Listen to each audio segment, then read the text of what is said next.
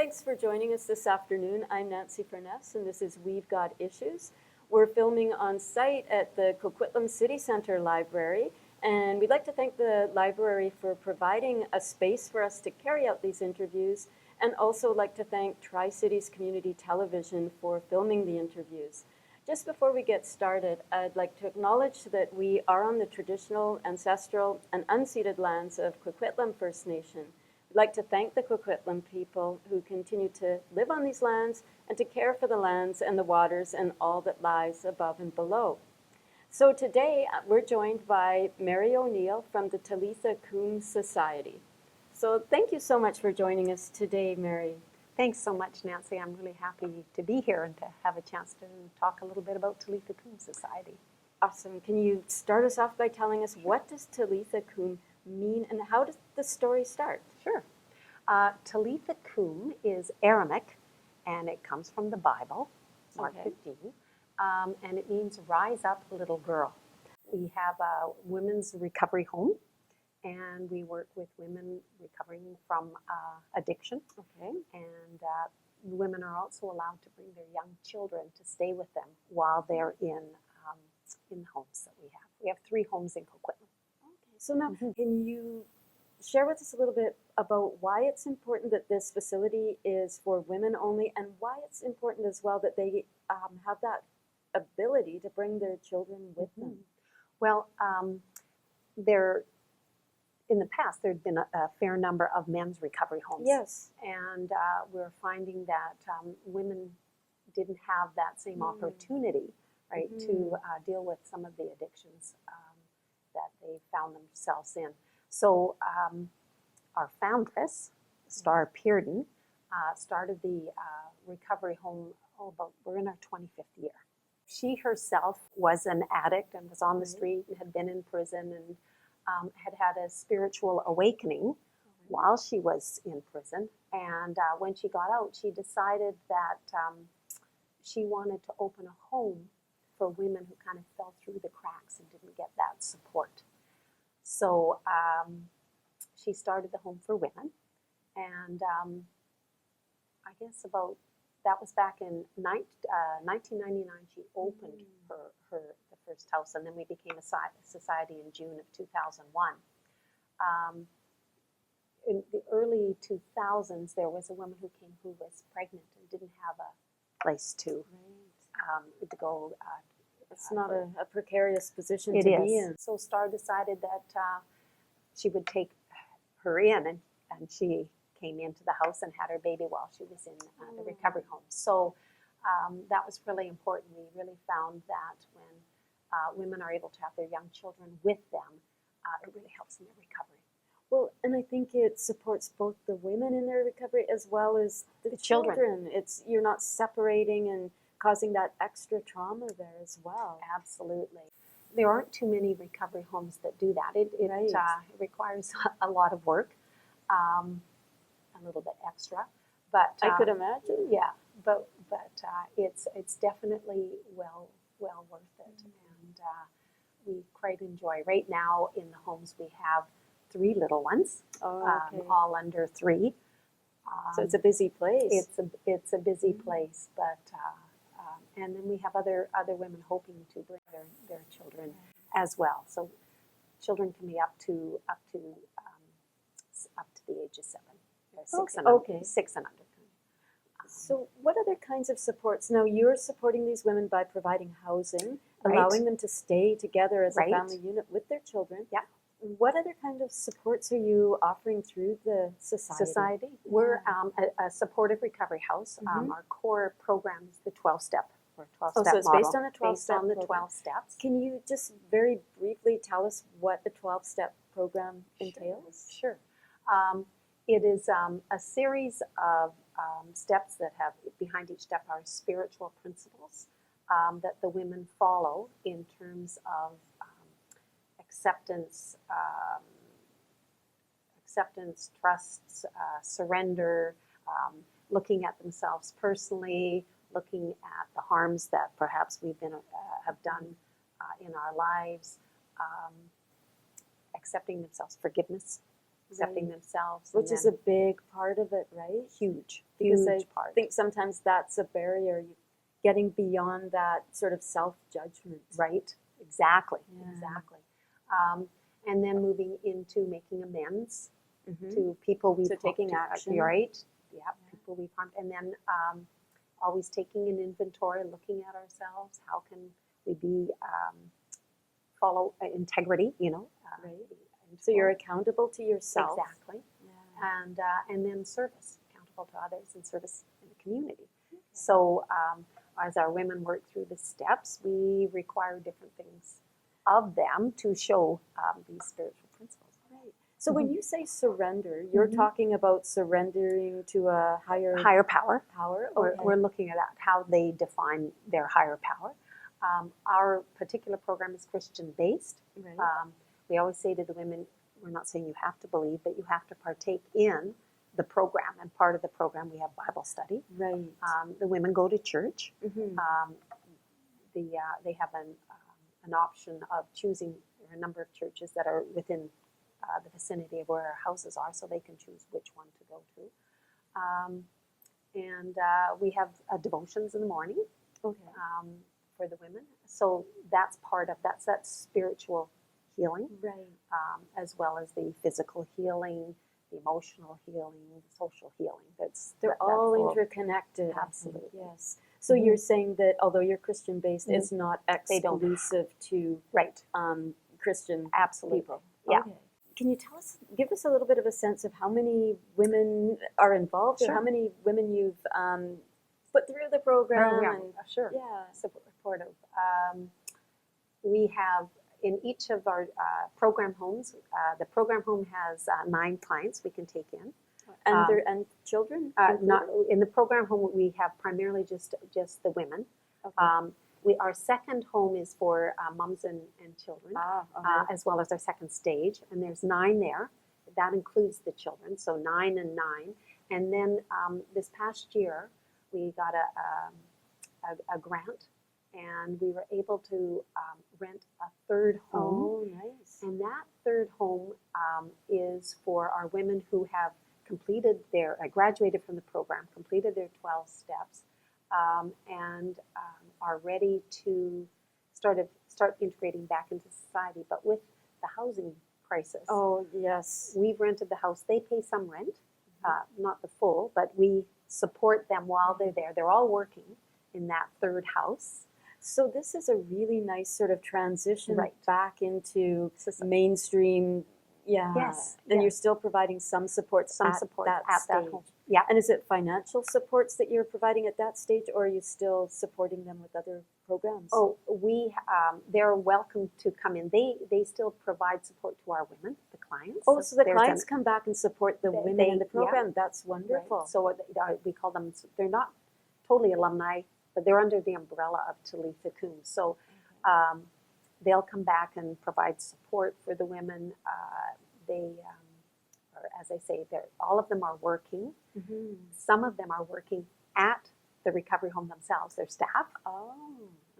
So we hire our graduates. So you have a supportive system all around. Like the Absolutely. people who are working in there Mhm. understand the challenges and. Right. Yeah. How do women find you? We get women from all over. It can be word of mouth. We get women from the prison system. We get women from detox centers. We get recommended by social workers, community support workers. So somebody could approach you directly, Yes. or else be referred through the prison system or through Yep. these different.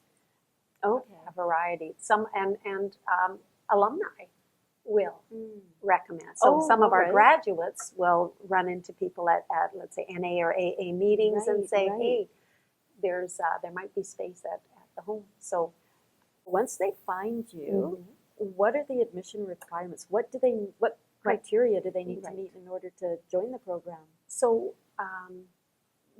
women can apply online. They can go to our website and apply online. And once we get that application, we'll phone them and make contact with them. And then they just keep phoning until a bed's available. So they get put on a wait list. Okay. So we don't really say, no to anybody. Right. It's a Right. matter of when that When space opens becomes up. available. So there's not a lot of barriers to come in. You don't say you have to meet this requirement, that requirement. No. It's just somebody who Who wants recovery. right. So Right. can they be actively using when they come into the program, or do they have to be not using at that stage? Well, we like them to Mhm. to have detoxed Okay. if they're coming in. But some of them have used the day before, sometimes the morning of. And I think sometimes it's when they're ready, you have, Yeah. if you have the ability and the capacity, To you take- need to jump on that. Right.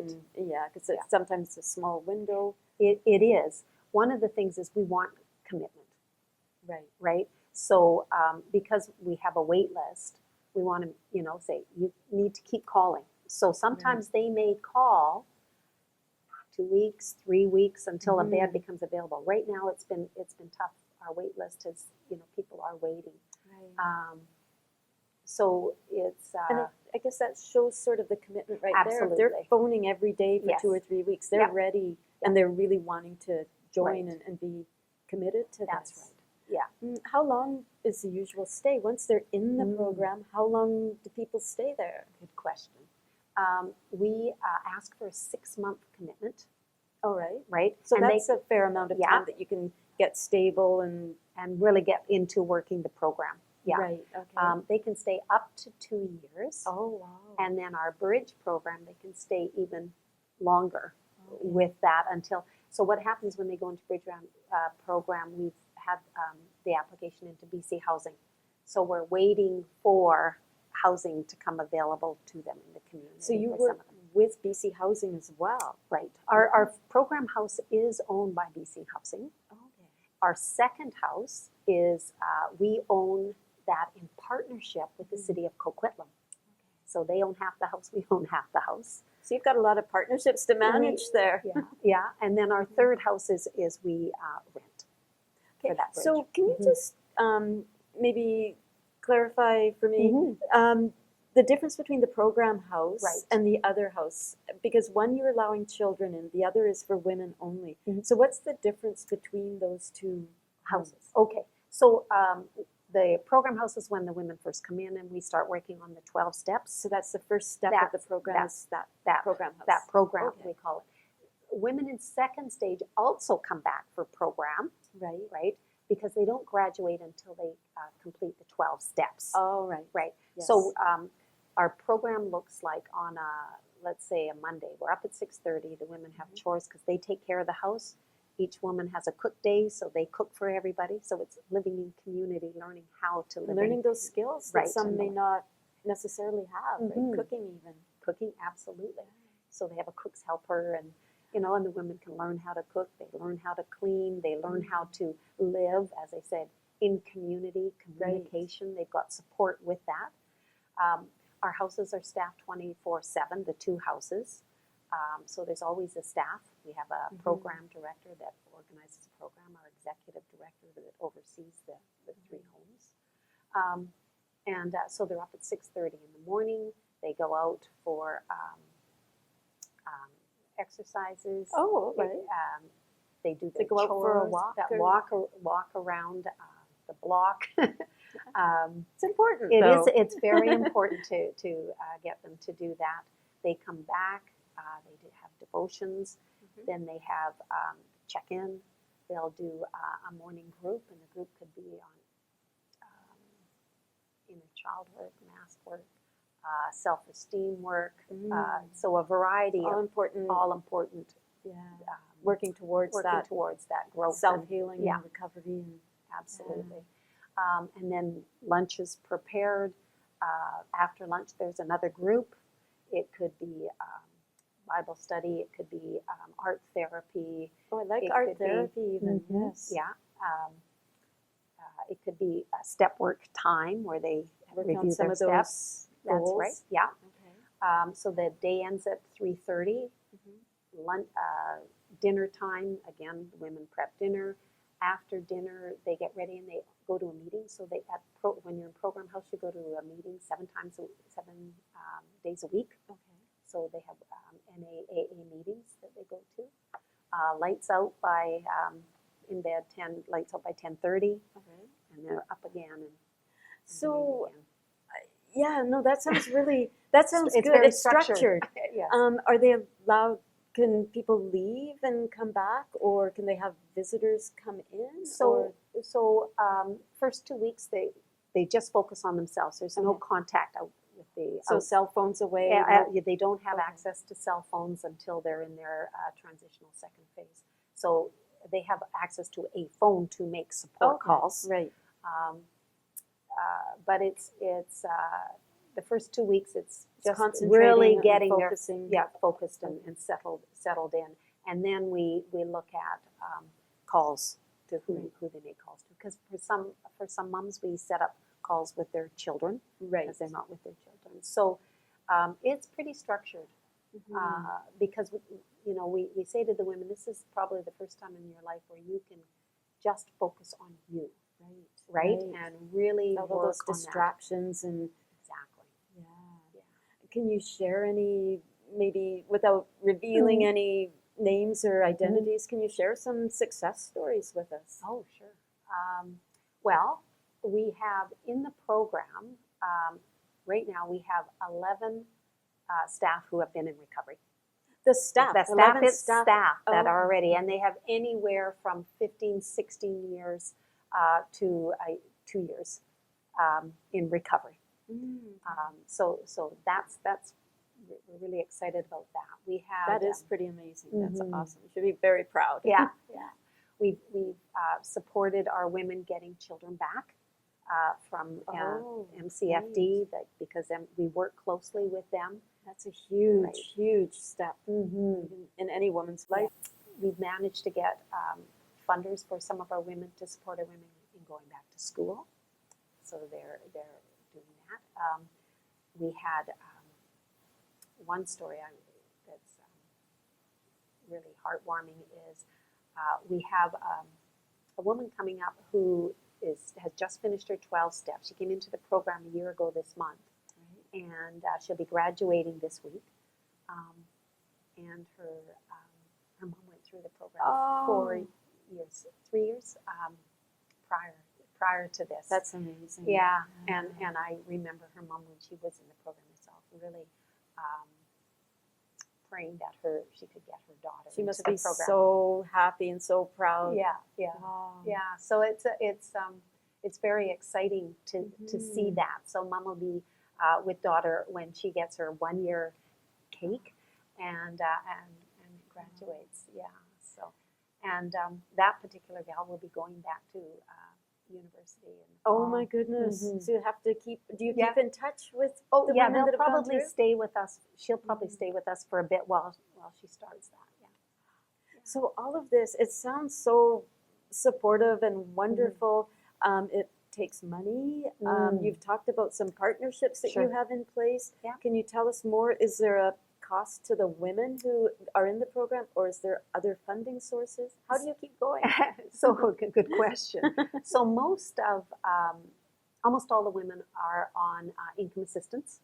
So we're assisted living facility. Okay. So we get $60 a day per woman for food, program, housing. It's not a lot.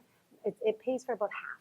Okay. And then the remainder, our executive director is a great grant writer, so we write grants, we do fundraising. We've got a gala coming up in November. Oh, you'll have to keep in touch that's with right. the details on that. Yeah. We have a lot of very supportive individual donors.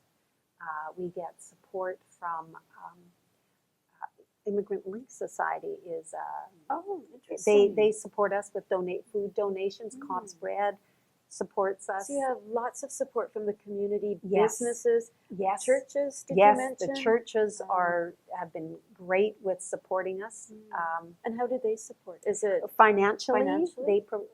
and the spiritual support we get from them. We have one of the pastors was doing Bible study for us. so does he come to the facility? Yeah. And then also the women are going out to the church in the churches. community, so Yeah. they're building some relationships maybe there. Absolutely. We also have an Indigenous component in our program. We've incorporated that into our program. It's been very helpful. No, that's wonderful. For our women. And it's really good for our non-Indigenous women to learn about the Indigenous culture, and that reconciliation piece is, we're really working hard on that. No, I love that. I didn't even, I wouldn't have thought that you had so many components, you know, in the whole sort of network of this, but to have reconciliation as part of it, I think is huge. So a lot of gratitude there. And we work with the founding First People, that society, to do, we've got Adopt a Street with the city, and we do stream cleaning and invasive plant removal. We work there. We also have a couple comes in from an organization called Days for Girls. I don't know if you're familiar with that. No, I'm not. I'm learning a lot from you today.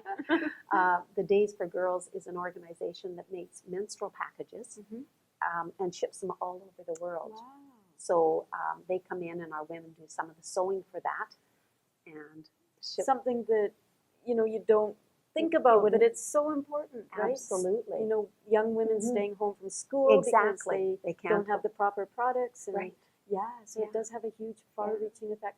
And that must be very fulfilling for the people doing it as well, knowing that they you know, are they're contributing, being supported, and yet they're still contributing to other people, other folks as well. Yeah. That's the service piece, right, for our women. They give the service, right, because that's that 12th step, is go out and serve others, right? So can you tell me, Mary, like your own background, like how this is a huge sort of accomplishment that you, and responsibility and commitment that you've taken on. How did you get involved in this, and you know, tell us your story. Well, I was in education. I worked in the school district for 35 plus years, and always had a heart for working with people. I was a teacher, counselor, administrator. So I went. My husband Terry was on city council. That's Terry O'Neill. That's Terry O'Neill, and he came home in 2016. Talitha Koum came to city council and made a pitch for the Affordable Housing Fund. Oh, so this goes back to Terry initiating. Okay. And so they came and spoke, and Terry said, "I think this is something you might be interested in," because I had retired by then, and I was teaching at City University, but you know, part-time. And I said, "Oh, that sounds interesting." And then in January, I was at a church service, and some of the women came and spoke after the service, and I thought, this is interesting. These are some of the people from Talitha Koum. And then I got a call from the then president, Mary Boucher, said, a mutual friend of ours said I should talk to you. So I met with her, and she invited me to be on the board. And I did a little bit of counseling with the women. And that's part of your background. Part of my background. So I trained as a family therapist. So I did that. And then when I got really immersed in the board, I thought, no, I've got to pull out. And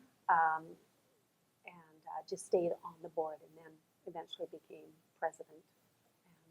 And I've done that. So I've come off and on the board. Our executive director, the first one when I was there, resigned, and I came off the board and did a little bit of executive director's work. What do you prefer? Do you like the hands-on counseling, or do you like the more administrative, being on the executive board, or both? I think probably working with the women is where my heart really is. If I have to do administrative work, I'll do it. But I really enjoy being with the women and working with the staff as well, and love working with our executive director. She's that's a huge bonus, working together like that. Absolutely, yes. Yeah. No, she just brings an energy that's wonderful to the job. But so it's a sort of, I feel I get so much Mhm. from working there. It's I think maybe sometimes I get more than the women get. Well, that's wonderful if you're feeling fulfilled by doing Yeah. such a wonderful service as well. It's everybody wins, right? Mary, I just want to thank you so much for coming in and talking to us. I know I've learned a lot today and very grateful for the work that you do in the community. So thank you. Oh, you're so welcome. I want to mention one more group, Innova Therapy. We brought them on this past year as our counselors. So, And what they're a counseling local program? they're a local agency here in the Tri-City area. So we have some lovely counselors from that particular group that support our women. So, well, maybe we'll have to talk to them one of these days as well. Absolutely. But thanks again. So appreciate you coming in. So thank you so much for giving me the opportunity to share about Talitha Koum. Thank you. Thank you so much for joining us. I'm Nancy Furness. This is We've Got Issues, and we've been speaking with Mary O'Neill from the Talitha Koum Society. Thank you.